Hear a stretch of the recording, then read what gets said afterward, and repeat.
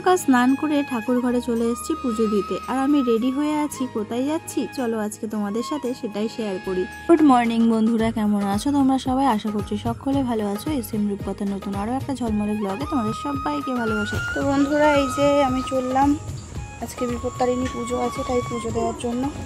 আর এখানটায় রাস্তায় যে এত কাদা, ওই জন্য খালি পায়েই যাচ্ছি। আর এই দেখো ব্যাগে করে সব কিছু নিয়ে নিয়েছি, আর ফল টল ওখানে গিয়ে কিনে নেব।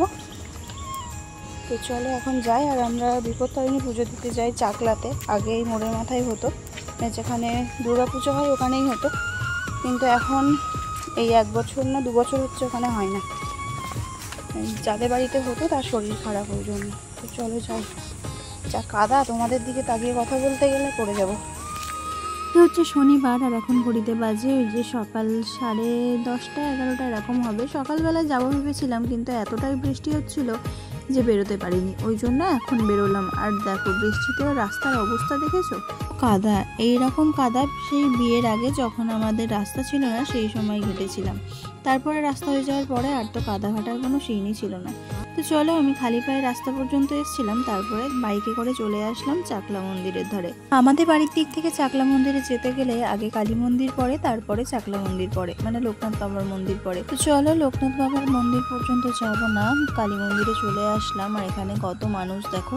আর এইখানে আমি এই প্রথম পুজো দিতে আসলাম। আর এই যে মন্দির দেখছো, কালী মন্দিরের সামনেই হনুমানজি আছে, আর বড় ঠাকুর আছে, জগন্নাথ ঠাকুর আছে।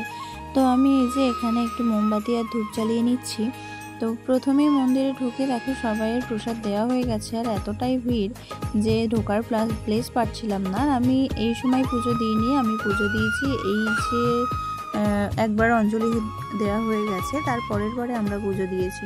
তো তখন খুব কম ভিড় ছিল, আর আমি ঘরের মধ্যে ঢুকে বসেই কিন্তু পুজো দিতে পেরেছি পুরো মায়ের সামনে। তো দেখো কত মানুষ। আমি কিন্তু ভিতরে বসে বসে ওই যে সুতো বাঁধে না হাতে, তাই ওইগুলোই বানাচ্ছিলাম। আর বাইরে এই ঠাকুর ঘরেও কিন্তু অনেক মানুষ আছে। আমার কিন্তু পুজো দেওয়া হয়ে গেছে। আর এই যে এখানে এসে এই বাক্সটা কিনে নিয়েছিলাম, আমি থালা নিয়ে এসেছিলাম, থালায় করে দিলে আজকে আর প্রসাদের কোনো কিছুই খুঁজে পাওয়া যেত না, ওই জন্যই বাক্সটা কিনে নিয়ে এসেছি।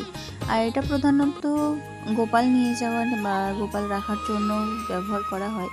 তো এতে বেশ ভালোভাবে আমার প্রসাদগুলো ধরে গেছিলো। আর এটাতে যেহেতু ক্লিপ সিস্টেম আছে, আটকেও রাখা যাবে, ওই জন্যই আমি এটা নিয়েছি। এখন এই যে মন্দির থেকে বেরিয়ে আর তোমাদের দাদা ভাইয়ের হাতে এই যে সুতোটা বেঁধে দিলাম। শুভস্য শীঘ্রম, শুভ কাজে দেরি করতে নেই। তো পুজো দিয়েই ওর হাতে বেঁধে দিয়েছি, দিয়ে আর চলে এসেছি মিষ্টি দোকানে। পুজো দিয়ে এসেছি,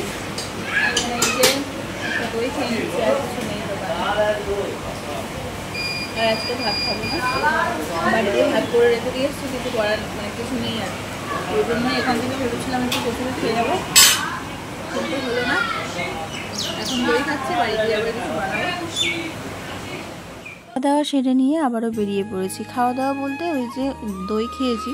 তো দইটা আমি খেতে পারছিলাম না, ওই খুব মিষ্টি ছিল। আর সারাদিন উপোস করে দই যেন আর ভালো লাগছে না। কচুরি খাওয়ার জন্য গেছিলাম, কিন্তু কচুরি খেতে পারিনি। আর এই যে দেখো আমাদের এখানে রায়কোলা হাই স্কুল। তো এইখানেই হচ্ছে মানে কাছাকাছির মধ্যে এইটাই আছে হাই স্কুল। আর এই স্কুলের পাশে একটা বড় মসজিদ আছে এই যে, আর মসজিদের সামনেই কিন্তু কবরস্থান। আর এখানেই আমাদের এইখানে সব বাচ্চারাই পড়তে আসে। আর এই বট গাছটা দেখো কত বড়, এটা অনেক পুরনো বট গাছ। কে বা সবাই চলে এসছে, তুমি এত লেট করে আসলে? তাড়াহুড়ো না করে ধীরে সুস্থে পুজো দিয়ে আসছি, ওই জন্য এত দেরি। কি খুব ভিড় হয়েছিল? ভীষণ ভিড়, ওই জন্য প্রথমে পুজো দিইনি, দ্বিতীয়বার পুজো দিয়েছি ঘরে বসে, ভালোভাবে পুজো দিয়ে চলে এসেছি। ও, পুজোটা দিয়ে কেমন লাগছে এখন? ভালো,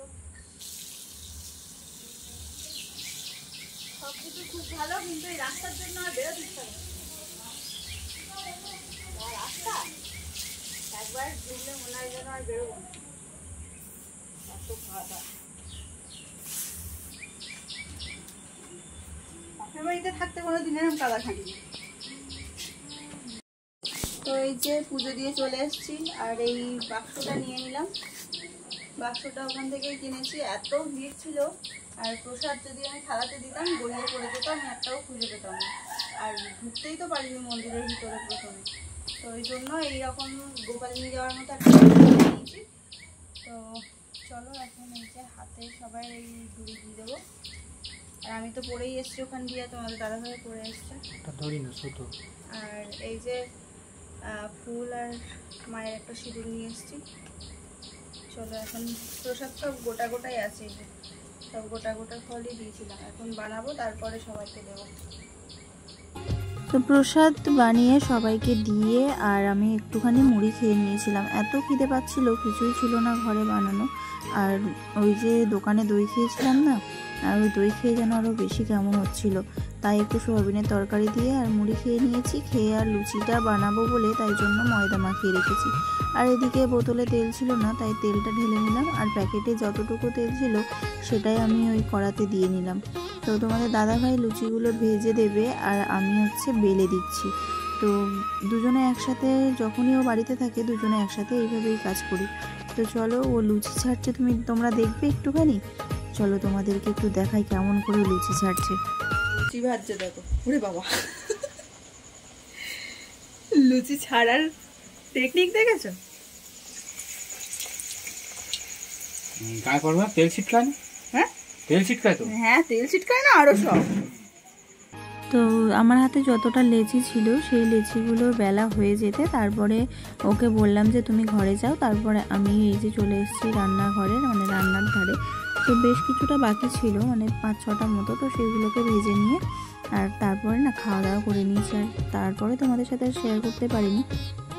হচ্ছে রাত্রিবেলা, তো একেবারে বিছানার মধ্যে আমরা শুয়ে পড়েছি আর তোমাদের দাদাভাই ওই ঘরে আছে। তো আজকে একদমই টায়ার্ড। চলো আজকের ভিডিওটা কেমন লাগলো অবশ্যই কিন্তু তোমরা জানিও, আর ভালো লাগলে লাইক কমেন্ট করো। আর যারা এখনও আমার চ্যানেলটা সাবস্ক্রাইব করোনি তারা সাবস্ক্রাইব করে আমার পাশে থেকো। চলো আজকের মতো গুড নাইট, আবারও ফিরে আসছি নেক্সট একটা ব্লগে। সবাই খুব ভালো থেকো, টাটা।